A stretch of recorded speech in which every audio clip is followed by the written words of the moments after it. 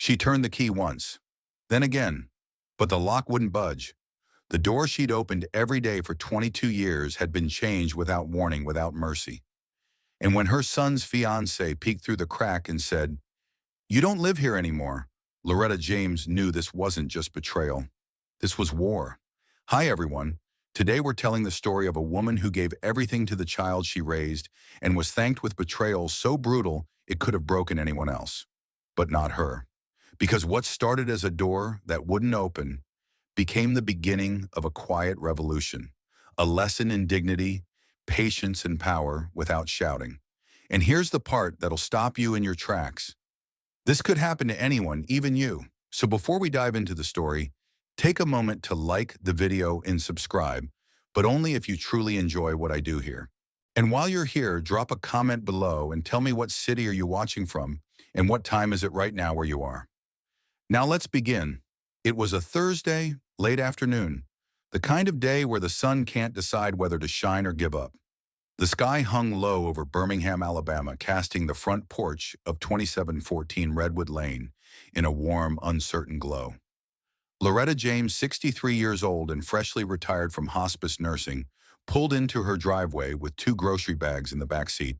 One had a rotisserie chicken still warm, the scent of thyme and paprika soaking through the plastic. The other held canned beans, a small loaf of bread, and a six-pack of ginger ale. It wasn't much, but it was enough for dinner. She stepped out of her silver Toyota, still wearing her house slippers, and made her way up the 3 concrete steps to the door. Her knees were stiff. Arthritis had started to make certain movements feel more like negotiations than actions, but she managed. She set the chicken bag down and reached into her cardigan pocket for the keys, slipped them into the lock, turned. Nothing. She frowned, pulled the key out, tried again, slower this time, turned harder, then faster, then upside down. Still nothing. Loretta held the knob and pressed her hip against the door, confused, maybe a little embarrassed. Was she losing it? Was the key bent? Her mind raced for logical answers until the most chilling one showed up like an unwelcome draft. The lock had been changed. Just as she started knocking once, then twice, a voice came from behind the door. Just a second. The door creaked open just a crack. A young woman peered through the gap, eyebrows raised in polite surprise. It was Marissa, her son Jason's fiancée. She was still in scrubs, her badge from the dental clinic swinging slightly from her lanyard. "Oh, hey, Miss Loretta," Marissa said with a nervous smile. "You weren't supposed to be back until later." Loretta blinked. "Why can't I get into the house?" Marissa hesitated, looked over her shoulder, then stepped outside and gently closed the door behind her. "I think Jason was going to talk to you about that. Talk to me about what you don't live here anymore." There was no explosion, no dramatic gasp, just silence, thick, dry, falling like bricks between them. Loretta adjusted her grip on the grocery bag, unsure what to do with her hands now. "What did you just say?" Marissa offered, the kind of smile people use when pretending everything's fine while fleeing a burning building. "Look, it's just paperwork stuff. Nothing personal. Jason said you agreed to transfer the deed. Remember those forms from a few weeks ago?" Loretta stared at her. Slowly, her memory scrolled back. Jason sitting at the kitchen table, her folding towels him, sliding over a manila folder with highlighted signature lines. He'd said it was just tax documents, that it'd keep things in the family. He said it was to protect her, but what he'd actually done was steal from her. Before she could form words, Marissa had already backed toward the door. "I'm gonna give Jason a call, okay?" she mumbled, retreating behind the wood and locking it again. Loretta didn't knock. She didn't shout. She just stood there. 1 minute, then 5, then 10. Long enough for the chicken grease to seep through the bag and warm her palm. Finally, she turned, walked down the steps back to the car, still holding dinner, still wearing that cardigan that smelled like lavender dryer sheets and a past she had thought was secure. What Jason took wasn't just her house, he took her peace. But Loretta James wasn't the kind of woman to fall apart, not right away. That night, she parked her car 2 blocks down in front of a row of duplexes with sagging porches and wind chimes that had lost their tune. She didn't cry, but her hands stayed locked at 10 and 2, gripping the wheel even after the engine cooled. The rotisserie chicken sat untouched in the passenger seat. The smell turned from comforting to cloying. She thought of Reggie, her late husband, and how he used to call this place her castle. How he joked that even the wind knocked politely on their windows. He had passed 3 years ago from a clot they missed at the hospital. That's when the money came. After months of grief and suspicion, Loretta had filed a malpractice suit. Everyone said she was crazy to fight the system, but she was a nurse. She knew what they'd missed. 2 years later, the court agreed. A quiet settlement, 9.5 million. She didn't tell anyone. Not even Jason. Not because she didn't trust him back then, but because money has a way of revealing things about people you'd rather not see. Now she saw, and she understood something powerful. Jason hadn't come home to help. He came to assess. He had watched her age, watched the house settle into stillness, and thought it meant opportunity. But Loretta had built this life once from scratch, and she could build again. 1998 was the year the world tilted for Loretta James. She was 42, halfway through her second decade as a hospice nurse in Birmingham, and long past believing she'd ever become a mother. Not for lack of trying. She'd walked the long road: fertility treatments, adoption wait lists, even sitting through tearful meetings with social workers who handed her folders full of stories that ended in heartbreak. And after all that, she had surrendered. Not bitter, just tired. Instead of chasing motherhood, she poured her love into patience, held hands as the breath left a body, sat quietly while family members found the courage to say goodbye. She became the one constant in the final chapters of other people's stories. Then came Jason. He arrived through the ER doors, 3 years old, skinny as a bent wire hanger, his little arm wrapped in gauze, and his eyes wide with fear. Loretta wasn't even supposed to be working that floor that night. She had swapped shifts to attend her church choir rehearsal earlier in the week. That decision changed everything. Jason had been brought in by child services. His foster mother had vanished the minute they reached the entrance. She didn't leave a phone number, didn't even kiss his forehead, just handed him over and walked out like she was returning a library book. The injury wasn't fresh. He'd been living with the fracture for days before someone noticed he wasn't using his left arm. He didn't cry, not even once. Just sat in the pediatric wing, wrapped in a worn Ninja Turtles blanket, staring at the walls with a silence that made Loretta's chest ache. Most toddlers needed coaxing treats, distraction, but not Jason. He clung to her scrub top like it was his last anchor in the world and wouldn't let go. She didn't try to be a hero. She told herself it was just one night, one kid, one shift. But she brought him applesauce from the vending machine, held his good hand while they put a cast on the broken one, and when he wouldn't sleep, she pulled a chair beside his cot and hummed old gospel tunes until morning. Something in her shifted that night, something permanent. 2 weeks later, Loretta filled out the first round of foster paperwork. 6 months after that, Jason James had a new last name. Her friends were stunned. "You sure you want to do this? Retta, you in your 40s and he ain't even the same skin tone," one coworker asked gently. Loretta smiled. "I'm not adopting a race. I'm adopting a boy." Being Jason's mother wasn't easy. He came with nightmares and trust issues, loud tantrums and sudden silences. But Loretta didn't flinch. She gave him structure, routine, safety. She taught him to make his bed say grace before meals and treat strangers with kindness. Every Sunday night they had a ritual. Loretta made fried catfish, and Jason picked the movie. Even when he was angry with her, he never missed a Sunday. She made him peanut butter sandwiches with jelly smiley faces in the middle, signed him up for piano lessons even when he wanted to quit. She sat through every school conference, every band recital, and every doctor's appointment for his childhood asthma. She taught him to braid hair using his G.I. Joes so one day he'd be gentle with his own daughter.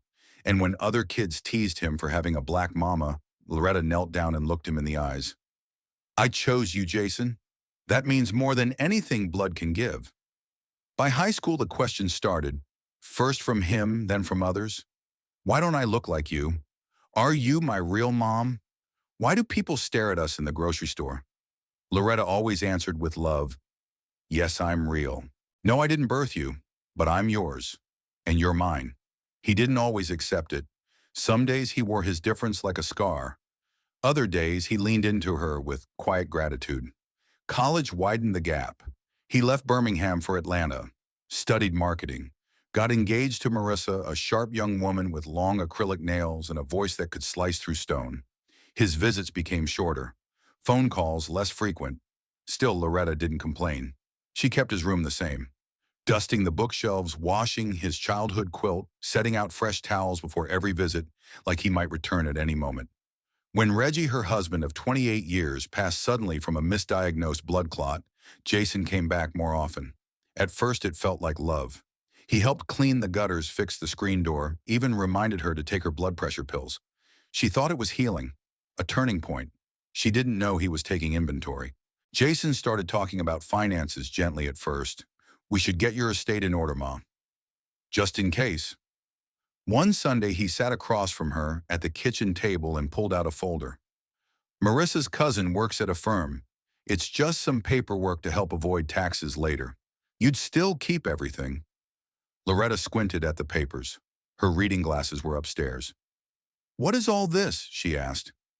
"Trust me," Jason said, placing a pen in her hand. "I already went over it with the attorneys. It's nothing complicated, just housekeeping." Loretta hesitated, then signed.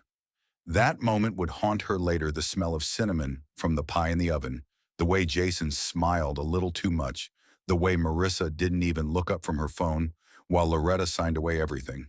In the weeks after things changed, Jason referred to the house as the property, started showing her real estate listings on his iPad.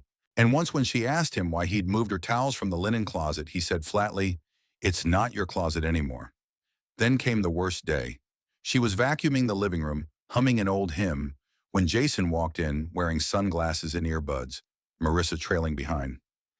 "Hey," he said casually, "next time you use the Dyson, can you empty it after we've got people coming to see the place this weekend?" Loretta froze. "People? Just a couple realtors," Jason said, waving it off. "Getting a feel for market value. You know, thinking ahead." She set the vacuum handle down gently. "We." That's when he said it. "Look, Loretta, legally you're a guest now. That was the last straw."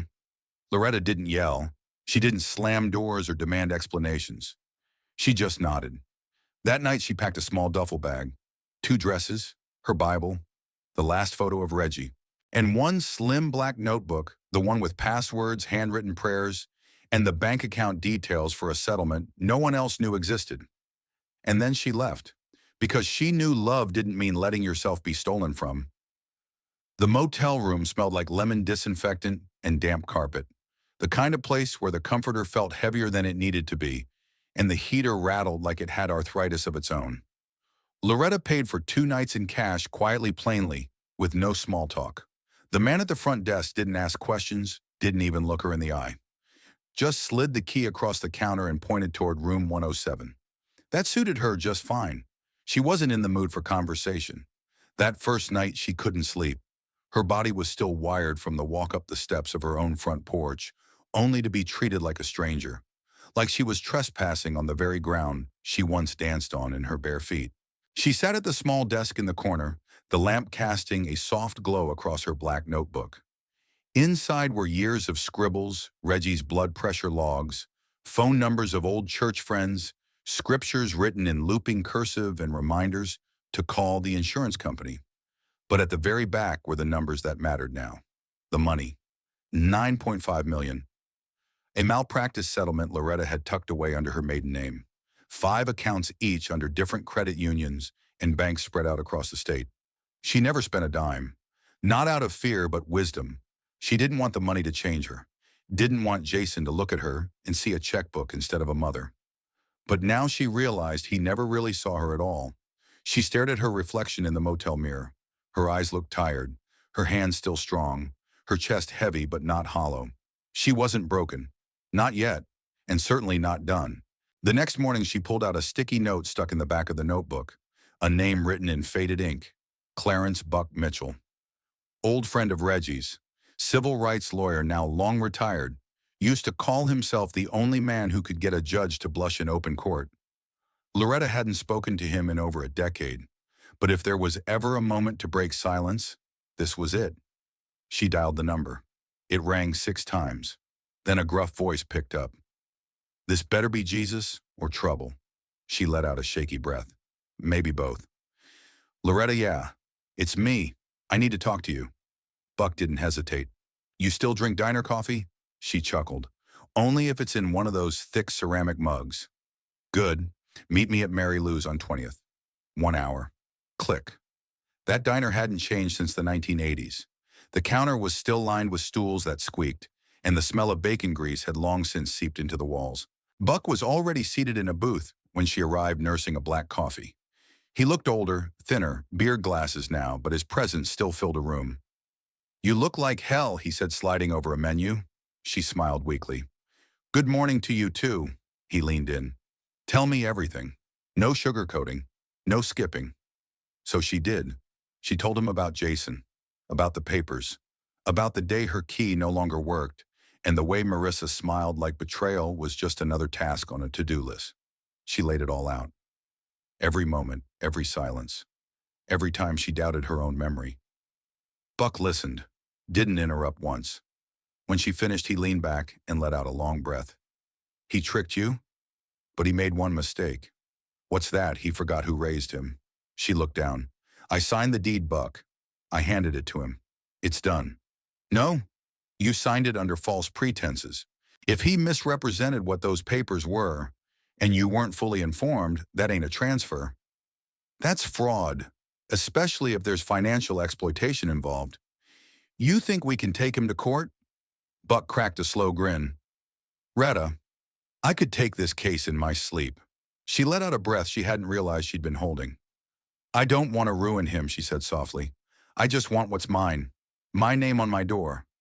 And I want to look in the mirror and not feel like a fool. Then we don't ruin him, Buck said. We remind him who you are. They spent the next 2 hours mapping out the plan. First, Buck would connect her with a real estate attorney specializing in elder fraud.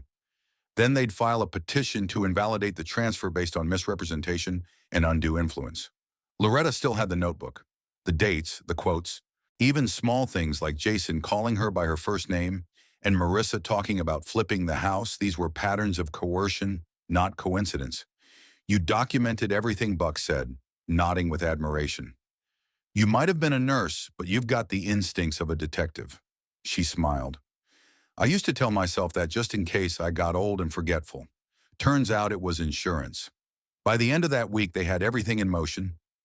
Loretta met with a woman named Tanya Hill, sharp-focused, and exactly the kind of lawyer you want when someone tries to erase your name from your life. Meanwhile, Jason was preparing to sell. He didn't know about the court filings yet. He didn't know Buck was involved, or that Loretta had the means to fight and win. He just knew she was gone. Gone quietly. No threats, no drama. Just a woman in motion. But Loretta wasn't quite done. There was one more thing she needed to do. She had to see him, face to face, not to beg, not to scream, but to say her piece. So she waited. Not long, just until the paperwork had been filed, just until she had certainty under her feet again. And then one afternoon she got in her car, drove back to the house she raised him in, and walked up those steps one last time. The porch still had the same wind chime. The hydrangeas she planted were gone. But she didn't knock right away. She stood tall, because this wasn't about reclaiming property, it was about reclaiming power. Jason answered the door in gym shorts and a hoodie advertising some startup marketing firm. He held a protein shake in one hand, his phone in the other, and when he saw Loretta standing on the porch, his entire posture shifted. Not guilt, not worry, just discomfort, like she was a complication in a day he'd rather keep simple. Loretta? What are you doing here? Loretta stood still, didn't cross the threshold, didn't smile. The sun behind her cast her in silhouette, but her eyes were sharp and full of things she hadn't said in years. I don't need much of your time, she said evenly. I just came to say something. Jason glanced behind him, like he expected Marissa to come help diffuse the situation.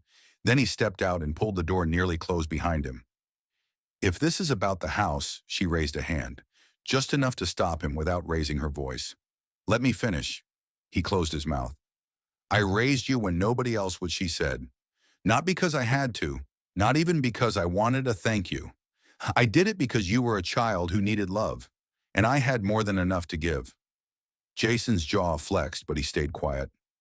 I gave you more than a home. I gave you safety, structure, a name. You never had to earn it. You never had to ask. I gave it to you freely because that's what mothers do. Her voice didn't waver, but her hands folded in front of her tightened slightly. And you repaid that by making me a guest in my own home. He opened his mouth again. You signed the paperwork. You didn't have to. Don't call me Ma if you don't mean it, she said. Silence rolled in again, heavy and still. Loretta took a breath. I know what you did, and you should know. I'm not broke. Never was. I've got enough money to buy this house 10 times over. Jason's face changed. First confusion, then realization, then something dangerously close to panic. I didn't know that, he said quietly. You weren't supposed to, she replied, because love isn't a business, and loyalty isn't something you should have to invoice. He looked down at his shoes. I've already spoken to a lawyer, she continued. This will go where it needs to go. But I wanted to look you in the eye one last time before it does. Jason's voice, barely audible, cracked as he said, You're going to sue me. No, Loretta said, I'm going to remind you what a real home costs. And with that, she turned, walked down the steps, her spine straight, her pace steady. No tears, no pleas. Just quiet justice. She didn't look back. She didn't need to, because the work was already in motion. The case moved quickly, faster than anyone expected. Tanya Hill filed an emergency motion with Jefferson County Probate Court. The evidence was overwhelming: false representation of documents, manipulation of a vulnerable elder, exploitation of trust. The judge didn't even need a trial. After reviewing the affidavit, the witness statements, and the notarized filings Jason had brought Loretta, now proven to be intentionally misleading, he declared the deed transfer void. Fraud, illegal, nullified. Jason never even showed up to the hearing. He had left Alabama the week prior, gone to Georgia from what Buck could tell. Marissa stayed behind for 2 more weeks before she packed up her things and returned to Dallas. They didn't speak to Loretta again. And Loretta, she didn't return to the house. Too many memories. Too many shadows at the dinner table. The scent of betrayal never really leaves a room once it's soaked into the walls. Instead, she made a different choice. She sold the house. Quietly. Cleanly. To a retired school teacher named Miss Corinne, who had always dreamed of a garden in the back. Loretta left the porch swing behind and took only one thing from the yard, a smooth river rock with the word Grace etched into it. It had been a gift from Reggie on their 10th anniversary. Then she started building something new. She bought 3 modest homes on the south side of town. Not big, not flashy, 1 story each with wide doorways and sturdy floors. Each one was painted soft earth tones and had a front porch with 2 rocking chairs. She called it Reggie's Haven. The mission was simple housing for senior women who had been discarded by their own families. Women who had been temporarily evicted, accidentally left off leases, forgotten in nursing homes. Loretta knew those stories too well. She'd lived one. The first resident was Miss Alma, 74, kicked out by her grandson when she refused to babysit full-time. Then came Darlene, recovering from hip surgery and sold out of her house by her daughter before the staples were even out. Every Sunday, Loretta cooked dinner, sometimes catfish, sometimes gumbo, always with cornbread. They'd sit at long folding tables and talk about the people who hurt them and the ways they survived anyway. They didn't dwell. They shared. They testified. No one called it therapy, but everyone left with their spirit standing a little taller. One evening, nearly a year after that last porch visit, Loretta checked the mail and found a single envelope. No return address, just her name and handwriting she hadn't seen in almost a year. Inside was a single sheet of paper. I messed up. I see that now. I don't know why I did it the way I did. Maybe I thought I was owed something. Maybe I just never understood what you gave me. I don't expect forgiveness, but I wanted to say it. You didn't deserve what I did. I hope you're okay. Jason. Loretta read it once, then again. She folded it slowly and slid it into the back of her Bible. Not because she planned to forget, but because some things are meant to be remembered without being relived. She didn't write back. Forgiveness wasn't about letting Jason off the hook. It was about releasing herself from the weight of what he did. And she had done that, completely. 1 year later, Loretta James sat on the back porch of the middle house at Reggie's Haven. A warm fleece blanket draped across her lap, and a ceramic mug of chamomile tea sat on the small table beside her. The evening air in Birmingham had softened. The last light of day scattered across the sky in streaks of orange and gold. It was the kind of sunset that didn't rush you. It waited, it whispered, it told you to breathe. Inside the house, Darlene was humming while she washed collard greens in the kitchen. The familiar gospel melody floated through the screen door like an old friend. Upstairs, Alma was crocheting a new blanket with lavender yarn Loretta had picked up on a whim 2 weeks ago at the local craft store. The neighborhood was quiet now. Most of the homes nearby had families in them, grandparents watching cartoons with grandkids, couples arguing gently over what to watch, a few dogs barking into the dusk. Reggie's Haven fit in like it had always been there, like it was part of the blueprint. Loretta leaned back in her chair, the same old wooden rocker she'd moved from her front porch all those months ago. It creaked just the way she remembered. She closed her eyes for a moment, letting the rhythm of the evening hold her. This wasn't the life she imagined for herself at 64, but it was the one she built, again, from the ground up, with nothing but her spirit, her patience, and the kind of love that didn't need applause to feel real. She thought back to the night she spent in the car with a cold chicken and trembling hands. That woman had been grieving, lost, but she'd also been fierce, steady, ready. Ready to remember who she was before she became somebody's mother, before she signed things without reading, before she let her love be mistaken for weakness. That's the part no one saw coming, not even Jason. He thought she was tired, finished, easy to maneuver. He forgot where she came from, who raised her, what Reggie used to whisper in her ear on Sunday mornings when the world felt too heavy. You don't fold when you're cornered. You plant your feet. You protect your peace. And that's exactly what she did. She protected it not with anger or vengeance, but with grace, with action, with motion so quiet it thundered later in courtrooms and deeds and homes with fresh linens and unlocked doors.